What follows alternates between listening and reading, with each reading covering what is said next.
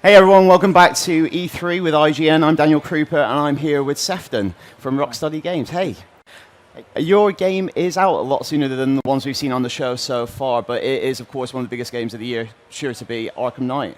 Yeah, we're really excited to be here. It's quite unusual to be here demoing a game that you're going to get to play like next week. So, well, this is actually what I'm going to do to recover from E3. I'm just going to play Arkham Knight all week. So what's this section here? Is this, you said it's not been seen before? So we're going to show a bit of the free roaming in Gotham, show a bit of the way that Batman traverses around the entire city, the way that we've developed the movement and incorporated the Batmobile into Batman's traversal. And then after that, a little bit later, we'll go and have a look at Two-Face's crew robbing a bank. And that's something that, as you say, we've never shown before to people. So that's a great exclusive. You can see here, wherever you are in the city, you can call in the Batmobile, drive around, do donuts, which is obviously very important. I love the donuts. Spend a lot of time donutting.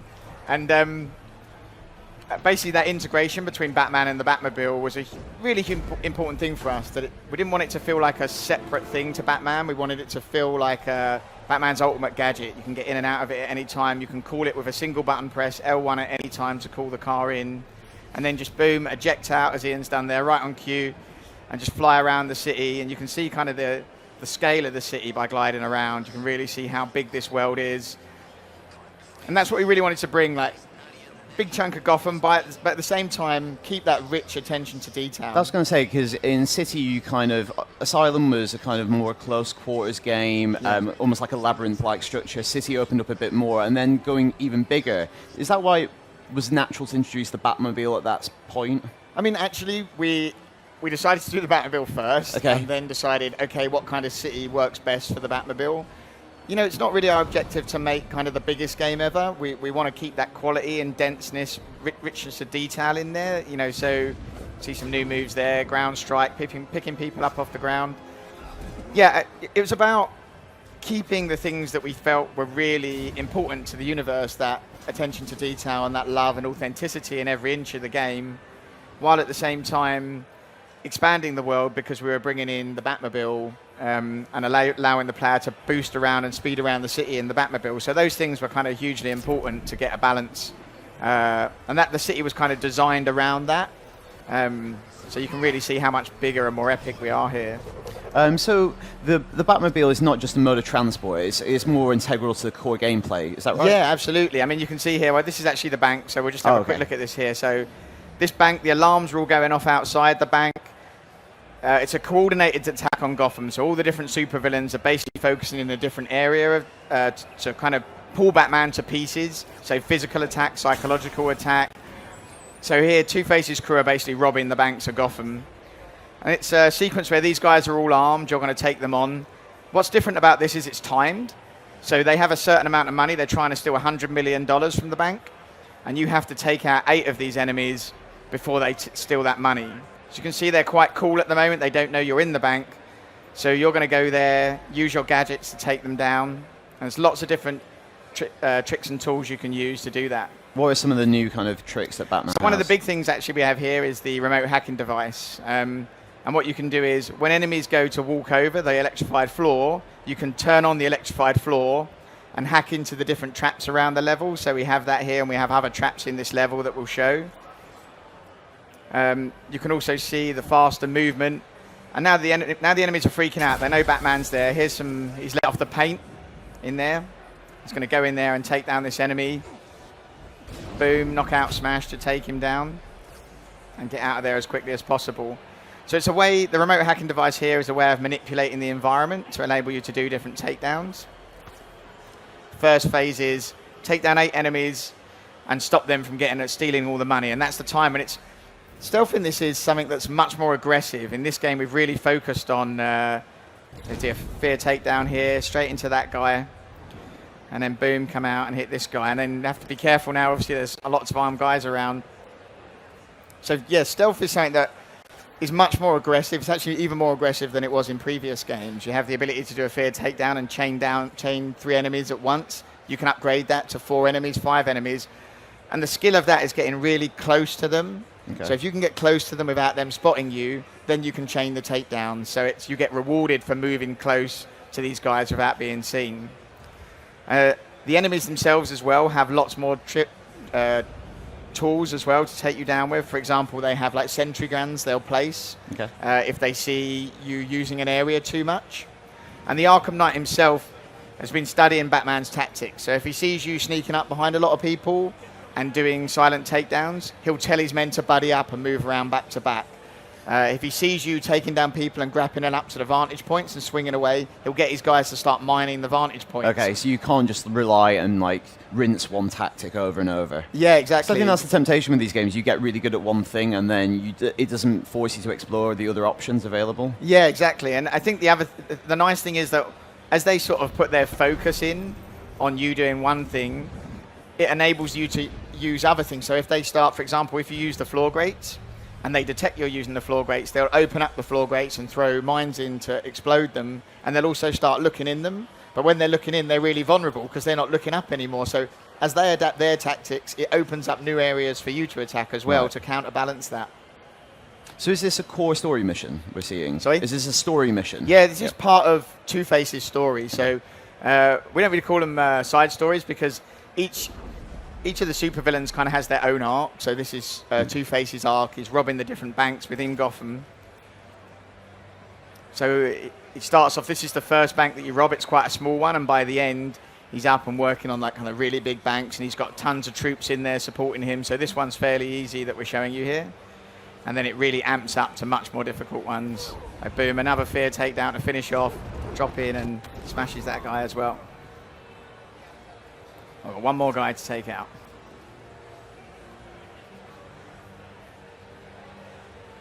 Yeah, so basically there's a lot of new tactics you can use. Like I say, the Predator is just so much more aggressive than it was before, but the enemies are so much more aggressive as well. So it's a balance between those two. There's a full-on arms race. We've got an enemy there who will detect if you're using detective mode. Yep. And they'll start locating you and triangulating your position in the level. But if you think about what they did, you can kind of counteract that by watching them detect that, and then you can go and stand in a trap. And they're like, oh, I've got him. Everyone run to this location. Then you leave that location, they turn up, and then you like lock the doors on them. They're like, what happened? Where did he go? You know, so you can sort of, everything they've got, if you think about it, you can use against them as well. That's cool. So, you know, Batman's famous for being the world's greatest detective, and some adaptations kind of downplay that aspect. What I really like about the Arkham games is it really plays up to it. Is that still the case with Arkham Knight? Yeah, definitely. It's something that, you know, the authenticity of the Batman experience is such a huge thing for us. So there are a number of things. We have some crime scenes that you need to investigate and rebuild and see what happened throughout the game. We still have some detective mode trials that you need to follow. There's a lot of mysteries in the game that you solve by analysing the crime scenes and putting together various pieces of information. You see there the eject from the car, so you can eject straight into a kick on enemies. Here's a Riddler informant, so we're going to interrogate him for some information on Riddler. So yeah, definitely detective mode is still a huge thing in the game. It's still not just detective mode, but the detective element. And even in the main story, we've got some really cool stuff. Studying video forensics and analysing, and like you see on any good crime show, scrub through the video and look for clues in the video. Because the Arkham games are mysteries essentially, and obviously you've got a really big mystery element with the identity of the Arkham Knight. But Scarecrow is also a main player in the story, isn't he? Yeah. We really like the idea of the way that the various supervillains challenge Batman in so many varied and different ways. So, you know, Scarecrow's a big psychological threat, and it really allows us to delve deep into Batman's psyche and all the motivations behind Batman. And Scarecrow's mission is to destroy Batman, and not to kill him, but to kind of pull apart the hope that he gives to Gotham City. He wants Gotham to experience fear, and the way he wants to do that is to show that Batman cannot protect them. He really wants to destroy the myth of Batman. Great thing as well is in the game, just as Ian's gone to here, you can see all of these iconic locations. So here we have Oracle working in the clock tower. And this clock tower you actually see transform in the game. You can transform it yourself as well into Oracle's main hub of information. And the transition from external to interior is seamless. All seamless, yeah. There's not actually a single loading screen in the whole game from start to finish. And that's something that was a lot of work. But, so is that one of the reasons that this is only on the next-gen console? Yeah. You've been working on this for a long, long time. Yeah. Yeah, it's been well over 3.5 years, and from the minute we finished Arkham City, we started working on this. You know, we put our heart and soul into it, and we've been working full speed on it from that point forwards. And really, just because of the richness of detail in every pore, the size of the story is probably as big as Arkham Asylum and Arkham City put together. Wow. So the story's huge. It's just taken a lot of work, and we didn't want to just make a bigger game for the sake of making a bigger game. We wanted to make a game that still had that same heart and soul and depth and intricacy as It's difficult, because Asylum. I think a lot of open worlds want to boast that they're X square miles, but then you give yourself the laborious task of filling all the square miles with stuff to do. So how have you got the balance just right with Arkham Knight? Yeah, well, we wanted to make a city that had that rich detail, but also a city that as you played the game, you got to know and learn and love like Batman does. So you know all the intricate back alleyways and streets that you can go down.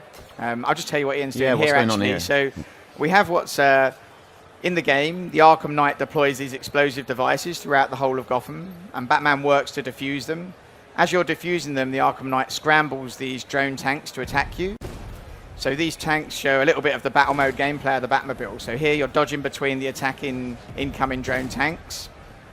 And as you take out these tanks, this powers up your secondary weapon. You can see that green bar around the crosshair is powering up. If you get hit, that powers back down again. And as he powers that up, some bigger tanks with the triple fire there that he's taking out. As you power that up, you can unleash the missile barrage. And depending on which beacon you're going for, they get harder and harder to... so here's the missile barrage now take out 4 tanks at once with that. And you're getting a really nice flow with this combat, like as you're dodging the incoming fire. The longer you can dodge, the higher combo you build as well. And if you shoot for the turrets, you take out the tanks much quicker than if you shoot for the base of the tanks. And even if you look at the little glowing sensor device, you can shoot that with the Vulcan gun and take them out in one hit with that. But it does take a lot of skill to do that, so you're basically balancing up all of these different tactics as you play these battles. So this is like, this is visually this is a big departure for the series, but it's something you had to do, I think, to make it feel different. Yeah, I mean, one of the things we're always aiming to do is, sounds a bit crazy in a sense, but we're not really in the business of making sequels. We wanted to put in as much new stuff in this game as we'd put in the previous games. That we really wanted it to feel, even if you've played the previous games, this is a completely new, fresh experience. So adding the Batmobile really enabled us to blow that right out. The battle mode of the Batmobile is obviously needed because the Arkham Knight's coming with this entire military force. So we bring in this whole battle mode combat gameplay, but when you play it, you'll see the way that the underlying gameplay is tied into all the skills that you've learned before as well. So there's definitely a good cross-pollination of those skills and the way it flows and works together. And you can see for every side mission you complete, you get an upgrade point, which you can use to develop the car or Batman as well. So the Batmobile's fully upgradable like Batman himself? Yeah, that's right. Yeah, absolutely. And the more that you play, he's rolled the car, the more that you play, the more that you can follow the main story, but if you go off and do the most wanted missions, that's a great way to boost up Batman quickly. So there's a really good incentive to go off and destroy all of these other forces around Gotham as well. So really, fill in the city with great things to do, this richness of detail. You can see the burning building in the background is something that Firefly set fire to. Thugs populating the streets. There's tons of thugs on the streets. The city's been evacuated, but it's still fully populated. That's something that we really want to just early on when we were in the Batmobile, there was a Riddler symbol on like a garage door. Yeah. So the Riddler challenge is obviously in every game, but here they're slightly adapted to suit the Batmobile. Yeah, there's a mixture of those. So he's really the Batmobile allows us to create some really interesting puzzles, which are very different to anything we've done before. And because the Batmobile has a remote mode, you can be controlling Batman and controlling the Batmobile separately to take down, to complete different puzzles as well. So yeah, there's a ton of puzzles in the city, some Batmobile, some Batman, some combinations of both. There's a ton of stuff to do. The combat, Arkham Asylum came out, everyone fell in love with the combat, and we've seen that combat kind of being reproduced in other games. What's that been like for you? Obviously it's flattering, imitation is a form of flattery, but then what's the pressure on you to keep on innovating and improving? What is your system? Yeah, I think one of the things we didn't want to do was change the underlying system that people had got used to, react to it too violently and say, okay, there are similar systems, but we really like our system. We really like the way it works. We don't think anyone else has quite perfected it the way we have. And so instead of completely changing, we've built and developed on what we have. And we've done that in kind of two main ways. At a top level, we've made it so that there are new moves that every player is going to see. Charging enemies will come at you that you can take down instantly with a batarang. There's enemies that grab you. And then at kind of the lower level for experienced players, we have new moves that you can interweave into the combat, like picking enemies up off the floor. We have critical counters where if an enemy goes to hit you and you push back in their direction and press counter at the last minute, you do double damage. So basically for the players who are kind of more skilled, there's immediate depth for them. And for everyone coming in, there's also new features they see right from the off. So yeah, it's kind of free flow 3.0 really, you know, we're building on what we did.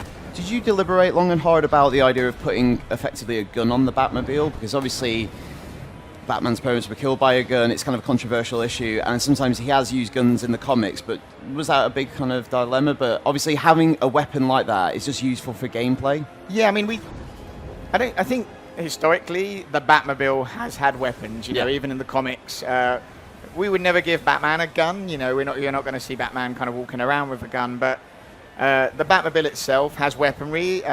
That weaponry, certainly the guns, are never used against any civilians or thugs or anyone. You know, he does have a riot suppressor, which he was using a bit earlier in this demo. So if it kind of fires a beanbag style projectile, which knocks enemies out, and the gun automatically switches between those. If you target a group of rioters, it will automatically switch to taking enemies, to incapacitating enemies rather than killing them. Yeah. So there's another one of the missions as well in the city is, because it's a coordinated attack on the city, the supervillains have been planning this for a year. One of the supervillains is basically heading up this attack on the fire crew, and they're taking the fire crew hostage throughout the city and basically trying to drag Batman to the far corners and lure him into these traps. So you can see Ian there rescued one of the fire crew in the city as well. So you can see the burning building on your right there. And does it all take place across one night, like the previous games? Yeah, kind of our signature, I guess, that it all happens across one night. One long night, it would be fair to say. You know, it's a lot of hours to beat the game, and it'll be a very long night. But it's set on Halloween, isn't it? Sorry, is it set on Halloween? This game is definitely set on Halloween. Yeah. Yes, it is. Did you look to kind of long Halloween or any specific source material for inspiration? I mean, I love Long Halloween. I think it's one of my favorite comics of the whole series. But I mean, I guess we don't sort of directly take, you know, inspiration is something we take from all the comics, but we don't directly sort of lift. Because you've adapted, because you've taken, like, you know, 70 odd years of Batman history and kind of put your unique spin on it. Like, you've redone a lot of the villains in your own style that I haven't seen done elsewhere like that. So you've really, like, created your own kind of version of the Batman myth. Yeah, I mean, I think that's something that we've been hugely privileged to do. You know, even after 8.5 years of working on it, it's not something that we ever lose sight of, the fact that we're incredibly privileged to work on this. I'll just talk quickly about this puzzle because it's a really cool puzzle. So Ian's used the Batmobile to pull out this block here. And he's going to spray the explosive gel on that. You can see he's used the winch feature of the Batmobile. He's trying to clear these steam vents out to get to the Riddler trophy that's behind there. So he's going to flip to remote control of the Batmobile, move that block back in, and as he moves that back in, then he can switch back to Batman, and the explosive gel is now next to that pipe, and he can use that to detonate and clear out that steam vent. So you'll see this with the Riddler puzzles throughout the city. So he's trying to get to that puzzle at the end there, to the trophy at the end there. That each one of those, we actually have 243 Riddler secrets to get. Wow. But they're a lot more cunning than before as well. They require a lot more. They're a lot more sophisticated, the puzzles. So you see a bit of the Riddler grid here, just a little tease of how many of these things there are in the game. So yeah, there's a ton of that to do. But each one has its own, you know, a really big piece of gameplay. And stuff like this is what makes the open world compelling, putting that amount of time and effort, whereas maybe other games would just give you a collectible. Yeah, I think just hanging them around wasn't something that we wanted to do. Like every collectible, Ian, who's our lead designer, who's playing now, we'll sit down and go through and talk about exactly where that is in the city and why that's in an interesting place and what we can do with that. to make each one of them rewarding and challenging to collect. At Sony's conference, they kind of showed off again the Scarecrow missions. Can you talk a little bit about that, if people maybe undecided which version they're going to get? Yeah, I mean, actually at the Sony conference, that it wasn't actually a Scarecrow mission that we showed. It was actually the opening 4 minutes of the game. Wow, okay. So the very first thing you see in the game.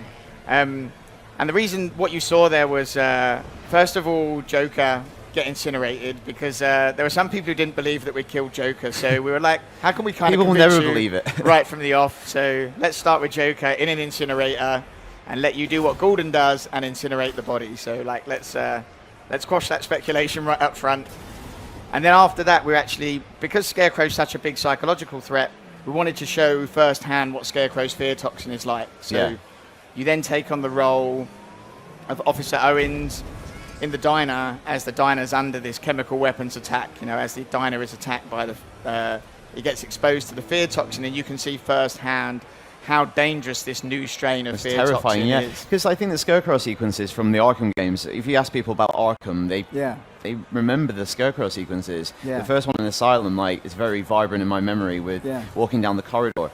Is it kind of like, you have to like top yourself with the Scarecrow stuff? Yeah, to an extent. I mean, I also thought we were kind of conscious that we didn't want to repeat what we'd done in Asylum, that with Scarecrow we wanted to do something different. So it's still the psychological attacks, but we didn't want to just do it the same way. So I don't really want to get into spoiler territory too much, but we really wanted to...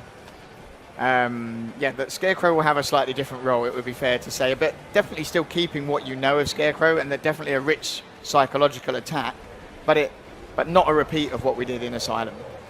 One thing that people like about the previous games is finding those kind of little DC Easter eggs. This is a bigger world. Are there more of those? Yeah, we went crazy with the Easter eggs. Again, we knew it was our last game. We knew it was the last Batman game we were going to get to make. So, yeah, we really wanted to show our love for this universe, and that's one way of showing that. So, there's a lot in there. Again, there's probably as many as Asylum and City added together. So there's a huge ton of Easter eggs in there that people are going to get to find.